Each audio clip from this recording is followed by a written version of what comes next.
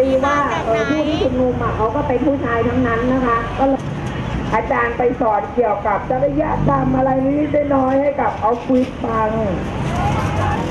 คนไหนที่ไปกับการบ้านยกมือขึ้นสนุกไหมบุตรีให้เราบ้างไหมเห็นใจพวกเราด้วยเราเดือดร้อนที่ต้องรักษากฎหมายไงที่ไม่อยากให้เราไอ้ที่เขาไม่ยอมเพราะอะไร